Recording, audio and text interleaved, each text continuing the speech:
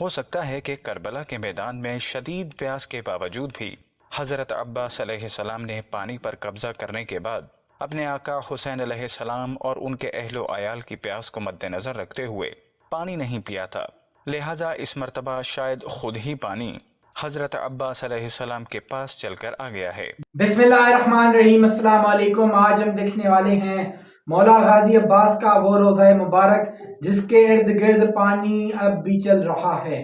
آپ کو پتا ہے کہ مولا غازی عباس مولا علی مشکل کشا کے فرزند، مولا حسین علیہ السلام کے بھائی، لشکر کربلا کے سالار جو کہ علم بردار کہیں تو وہ جو ہے کربلا میں شہید ہو گئے تھے۔ آج جو ہے میرے نظروں کے سامنے سے ایک ویڈیو گزری جو کہ مولا غازی عباس جو کہ پانی بھرنے کے لیے گئے تھے تو انہیں شہید کر دیا گیا، جو کہ انہوں نے علم تھامے رکھا۔ یہ بہت جو ہے لمبا کربلا کا قصہ ہے، اس پر بہت سی ویڈیوز بنی ہوئی ہے، آپ یوٹیوب پر سرچ کر دیکھ سکتے ہیں۔ آج کا ہمارا ٹاپک ہے کہ کربلا کے واقعے میں مولا غازی عباس جو شہید ہوئے ان کی جو روضہ مبارک ہے وہاں پر جو ہے اصل روضہ مبارک ہے وہاں پر پانی اب بھی چل رہا ہے اور جو ہے بہتا جا رہا ہے پانی، جو کہ ہم دیکھیں گے آج کی ویڈیو میں۔ تو چلیے آج کی یہ انفارمیٹیو ویڈیو شروع کرتے ہیں۔ اگر آپ بھی اس طرح کی امیزنگ انفارمیٹیو ویڈیوز دیکھنا چاہتے ہیں تو ہمارے چینل کو سبسکرائب کر لیں تاکہ آنے والی ویڈیوز آپ کو ملتی رہیں۔ تو چلیے یہ ویڈیو دیکھتے ہیں۔ پانی جو ہر وقت حضرت عباس کے روزے کا طواف کرتا رہتا ہے، یہ کب سے ہے، کیسے ہے، کیوں ہے، کوئی نہیں جانتا۔ بالکل آج آپ کو مولا غازی عباس علم بردار علیہ السلام کی قبر اقدس کا سرداب اور پانی کے بارے میں بتایا جائے گا۔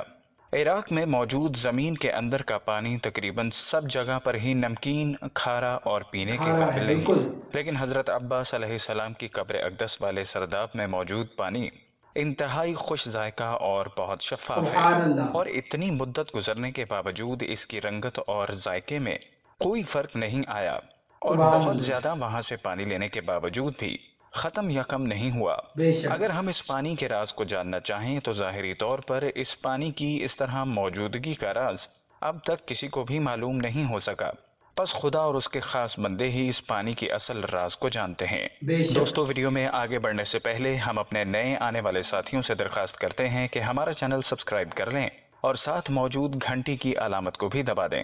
جیسا کہ پہلے بتایا گیا ہے کہ عراق میں موجود زمین کے اندر کا پانی تقریباً سب جگہ پر ہی نمکین، کھارا بالکل اور پینے کے قابل نہیں ہے، بالکل لیکن حضرت عباس علیہ السلام کی قبر اقدس والے سرداب میں موجود پانی انتہائی خوش ذائقہ اور بہت شفاف ہے، اور اتنی سبحان مدت اللہ۔ گزرنے کے باوجود اس کی رنگت اور ذائقے میں کوئی فرق نہیں آیا، اور بہت زیادہ وہاں سے پانی لینے کے باوجود بھی ختم یا کم نہیں ہوا۔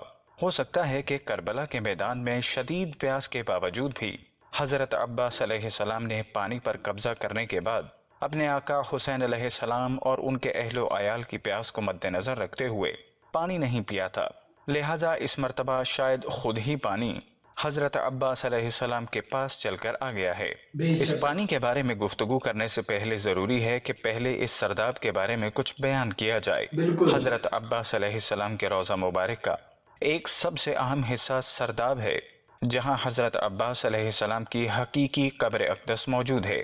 یہ سرداب 8ویں صدی ہجری میں بنایا گیا تھا، لہٰذا اس زمانے کے فن تعمیر کے مطابق اوپر والے حصے کی نسبت سرداب کی دیواریں انتہائی عریض اور موٹی بنائی گئی ہیں، بالکل بلکہ اوپر والی عمارت کی دیواریں سرداب کی دیواروں کی آدھی چوڑائی سے بھی کم موٹی ہیں، اچھا لہٰذا اس وجہ سے قبر مبارک والا پورا سرداب اوپر والی عمارت کے برعکس بہت ہی تنگ ہے۔ اس میں موجود گیلریاں اور راستے دیواروں کی بہت زیادہ چوڑائی کی وجہ سے تنگ گلیوں کے مشابہ ہیں۔ سرداب کی عمارت کے بارے میں بیان کرتے وقت ہم کوشش کریں گے کہ حرم کے نئے ادارے کے زیر نگرانی، جو کہ 2 جنوری 2008 سے عراقی کمپنی شرکت الحلو العرقیہ کی طرف سے کی جانے والی سرداب میں ترمیم اور تعمیر کو بیان کرنے کے ساتھ ساتھ اس جدید ترمیم اور تعمیر سے پہلے والی حالت کو بھی بیان کریں۔ صحن کے شمال مشرقی حصے میں زریح والی عمارت کی شمالی گیلری کی دیوار میں ایک خوبصورت نقش و نگار والا دروازہ لگا ہے۔ یہ دروازہ ایک کمرے میں کھلتا ہے کہ جس کمرے کی چوڑائی 3.18 میٹر ہے، اور یہ کمرہ جہاں مولا تقریباً 2 غازی میٹر عباس تک کا روضہ گیلری کی مبارک دیوار ہے۔ کے اندر ہے۔ इस कमरे की दीवारों पर फर्श से लेकर 2 मीटर ऊपर तक संगे मरमर लगा हुआ था कि जिसको हटाकर इसकी जगह नया और आला दर्जे का संगे मरमर लगा दिया गया है। सुभान और अल्लाह। संगे मरमर से ऊपर वाला हिस्सा पहले फकत एक सफेद दीवार थी, लेकिन अब एक नया संगे मरमर लगाने के बाद सारी दीवार को आईनों और क्रिस्टल के टुकड़ों से मुज़य्यन कर दिया गया। और ये सारा काम 2008 के निस्फ में मज़कूर शुदा 2008 मंसूबे के तहत हुआ। और इसी तरह इस कमरे का एक और दरवाज़ा भी है जो शुमाली गैलरी में खुलता है। यह दरवाज़ा सोने का है। यहाँ पर पहले चांदी का दरवाज़ा लगा हुआ था कि जिसको 2007 में तब्दील कर दिया गया। इस कमरे के तकरीबन दरमियान में ज़मीन में एक लोहे का दरवाज़ा है। यह दरवाज़ा उस रास्ते पर खुलता है जो सरदाब की तरफ जाता है। यह रास्ता 8 सीढ़ियों पर मुश्तमिल है। 8 सीढ़ियों के बाद सरदाब का फर्श शुरू होता है।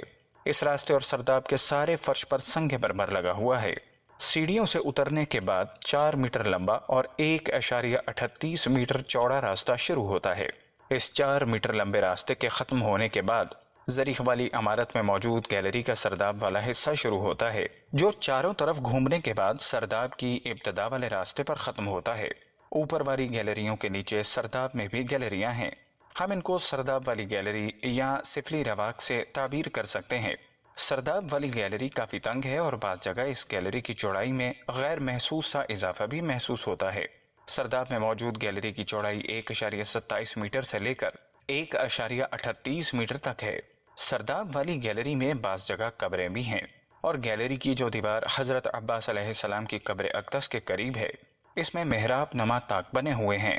बाद में इनके सामने दीवार बनाकर उन्हें बंद कर दिया गया था, लेकिन मज़कूरा मंसूबे के तहत इस दीवार को ख़त्म करके नई दीवार बनाई गई है और इस दीवार में सोराख रखे गए हैं। संगे मरमर लगाने के बाद सरदाब की गैलरी मज़ीद 10 सेंटीमीटर तंग हो गई और ये संगे मरमर भी मज़कूरा मंसूबे के तहत ही लगाया गया था। सरदाब में बने हुए मेहराब नुमा ताकों की तादाद 13 है और ये सब पैमाइश में एक दूसरे से मुख्तलिफ हैं। इनमें से 2 सरदाब की शुमाली गैलरी में हैं। इनमें से एक हवा के लिए बनाए गए शुमाली रोशनदान के मशरक में है और दूसरा मगरब में है और 3 महराब नमा ताक मगरबी गैलरी में हैं। इनमें से 2 हवा के लिए बनाए गए। शेख अब्बास 36 साल तक अलमबरदार करबला हजरत अबू अल फजल अल अब्बास अलैहिस्सलाम के हरम के खादिम रहे हैं। इनकी उम्र 74 साल है। उन्होंने हजरत अब्बास अलैहिस्सलाम की ज़रीख के इर्द गिर्द जारी पानी के बारे में तशरीह करते हुए कहा कि पहले 2 चश्मा सरदाब मुतहर के मौजूद थे। 400 साल पहले यह पानी यहाँ मौजूद था जब पाइपलाइनों का वजूद नहीं था। पानी एक तरफ से निकलकर दूसरी जानिब बह जाता था। इस पानी का मज़ा मादनी पानी से भी ज़्यादा खुशगवार था। इस सरदाब की सीढ़ियाँ थीं। लोग इस पानी से तबर्रुक के तौर पर इस्तेफादा करते थे।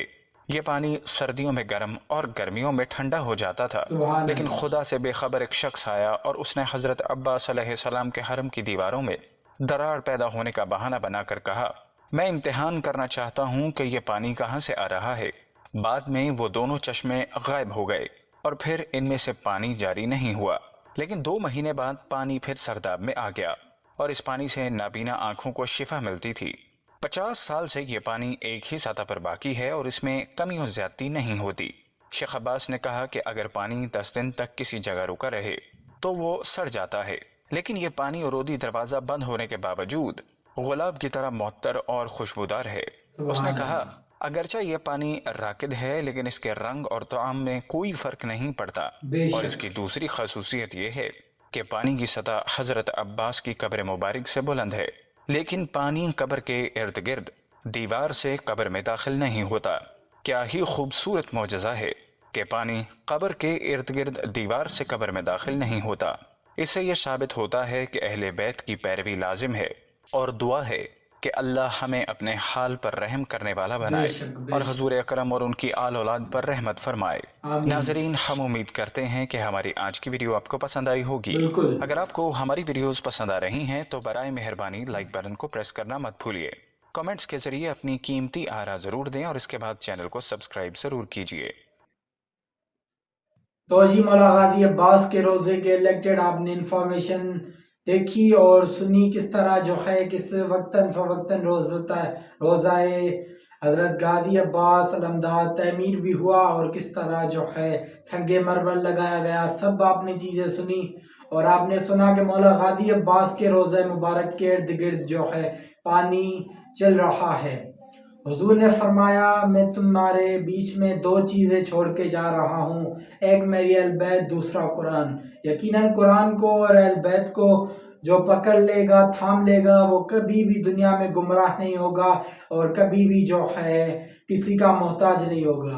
اللہ تعالیٰ ہمیں نیک عمل کرنے کی، سیدھی راہ پہ چلنے کی، اور جو اہل بیت کا راستہ تھا، حضور صلی اللہ علیہ وسلم کا راستہ تھا، جو حق کا راستہ تھا، اس پہ چلنے کی توفیق عطا فرمائے۔ اور جس چیز پر مولا غازی عباس نے اور مولا حسین علیہ السلام کے پورے خاندان نے قربانی دی، اللہ تعالیٰ ہمیں توفیق دے، اللہ تعالیٰ ہمیں دین پر عمل کرنے کی توفیق دے، اللہ تعالیٰ ہمیں ہدایت دے تاکہ ہم جو ہے دین پر قائم رہیں، جس طرح مولا غازی عباس جنہوں نے جو ہے مولا حسین علیہ السلام نے قربانی دے دی دین کے لیے، نانا کے دین کے لیے۔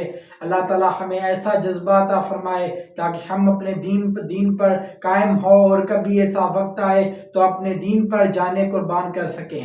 اللہ تعالیٰ ہمیں توفیق عطا فرمائے۔ اس طرح کی انفارمیٹیو ویڈیوز دیکھنے کے لیے ہمارے چینل کو سبسکرائب کر لیں تاکہ latest vlog videos reaction videos آپ کو ملتی رہیں۔ میں ملوں گا آپ کو ایسی نئی ریئیکشن ویڈیو کے ساتھ، تب تک کے لیے مجھے دے اجازت۔ اللہ حافظ۔